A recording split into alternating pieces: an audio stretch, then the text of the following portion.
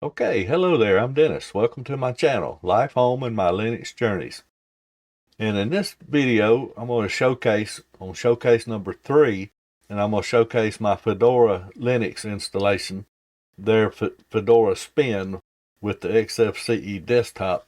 And I'll show you, I did a video a year ago where I pulled a 500 gig hard drive out of this same machine that had Fedora Linux installed on it and put it in a laptop, and it just booted right up.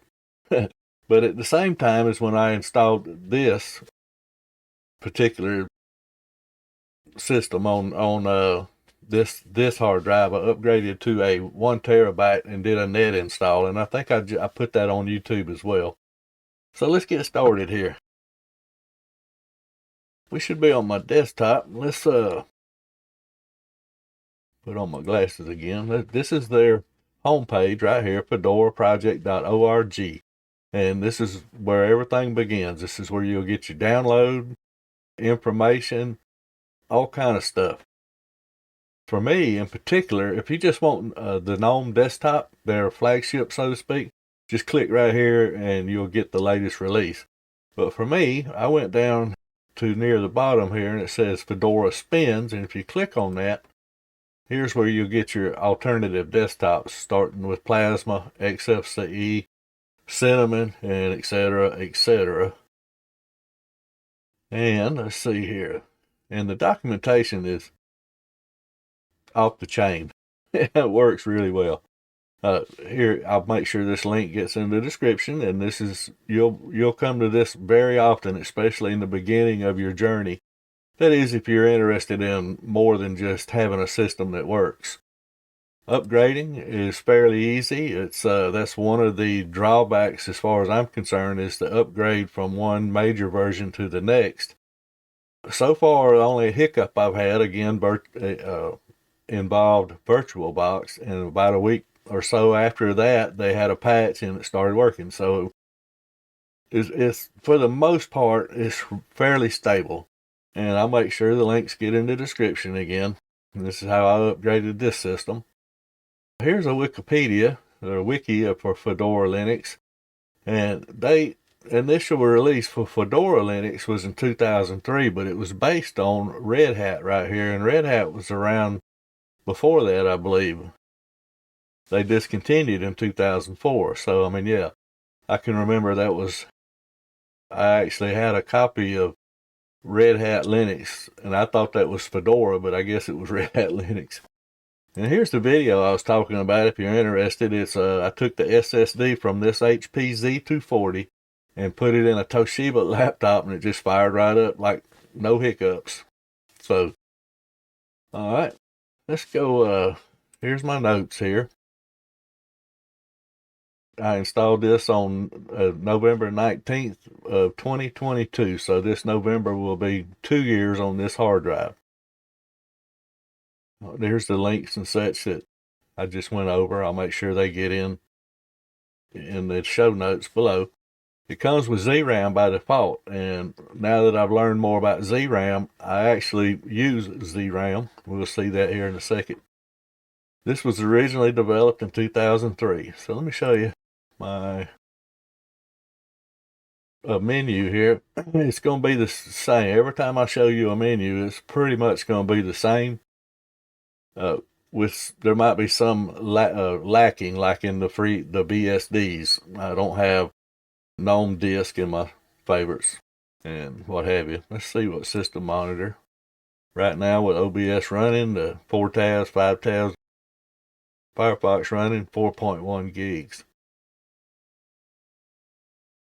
VirtualBox, Virt Manager, and boxes is all readily available, and the information on the documentation is phenomenal. Walk you right through it. Actually, this is my first in the showcase series. This is my first Linux distribution. The first two were both BSDs, FreeBSD and GhostBSD. So everything's in here that is going to be my typical setup. We'll go down to multimedia. You can see I got a ton of stuff. Xfce won't let you just drag that menu up and resize it. Praga, that came in by default. I didn't install that. So the software available is actually phenomenal. There's some things that you'll have to make, like I got a alias set up for this. I had to make it, but it's no big deal. So while I got that open, let me run TD. Stretch it out so we can see it. November 19th, 2022, we're running X11. This is UEFI 64-bit. It's got 32 gigs of RAM. I gave it 8 gigs of swap, but it's got 8 gigs of ZRAM, so it's showing up as 16. It's on a return to zero here. That's an SSD, and there's the 900 or the 1 terabyte disk. So let's say neo fetch Linux 39 on the HP Z240. And we got the Fedora 6.7 kernel, 64-bit. Okay, so that's my notes. That's my menu. This is Fedora Linux. And as far as I'm concerned, it's one of the more stable Linux distributions that you can use. I've done videos. I've covered, let me show this real quick. I covered a bunch of Fedora installs. Game Silverblue, Ultramarine, Fedora Spins, Reese, Fedora Core. That was one of the original ones that I have.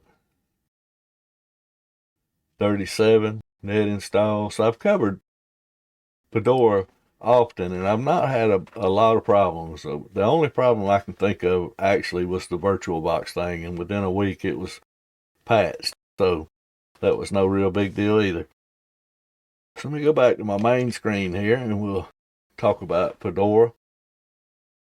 I give the installer a 5, and it could be a lot easier. And I've heard talk that they're going to improve the Anaconda installer, which was started in the beginning, to a more user-friendly, I guess, installer.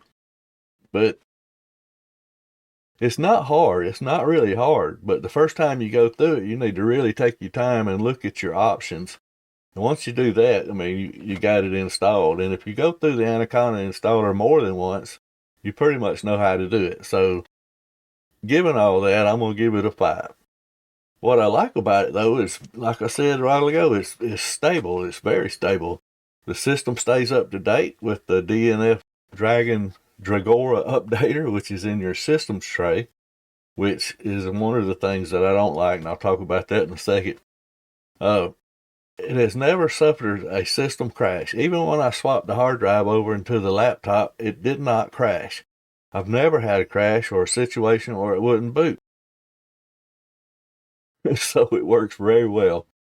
So all the software is readily available either through the terminal or through dnfdragora.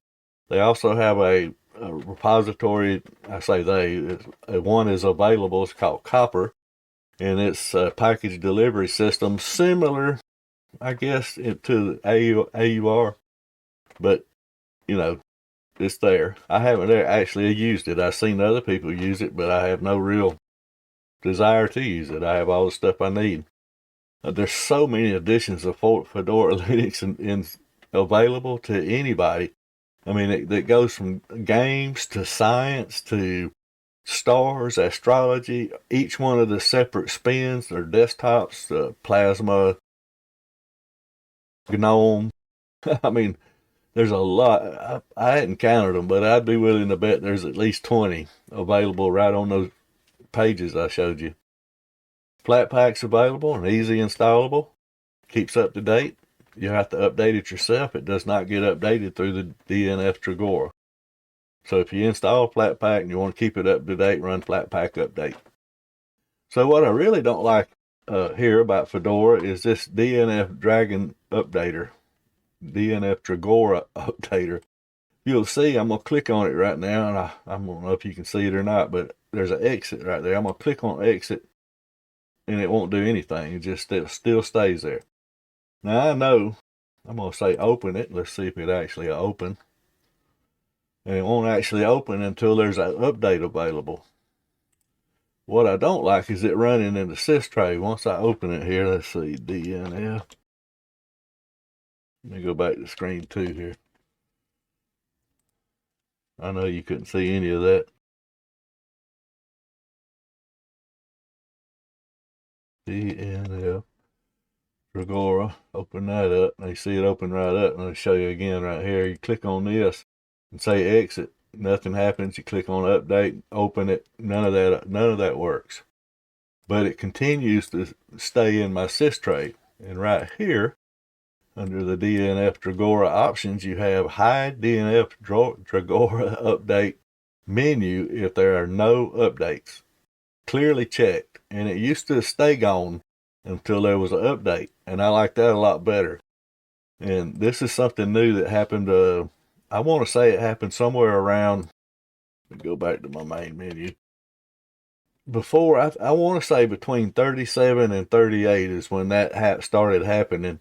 And I might be wrong, but I'm pretty sure it's been that way for about a year now. And I don't like that. If it does not need to be running, in fact, right there,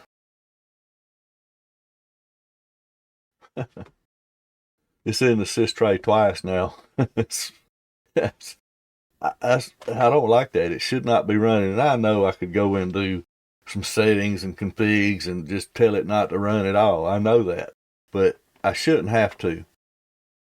So that's one of my only really gripes about Fedora. It's been stable. I've been running it now for at least, I'm gonna say a minimum of 2.5, 3 years. And I remember in the beginning, I would say every time I look at Fedora, I wonder why I'm not running it myself. And now I am. So I put it up there. I put the system itself right on up there with any of the other ones. I'm sure it would be in anybody's top 10. Okay, that's going to cut it for this video. I kept it long enough here. So try Fedora. Peace out, guys. Bye.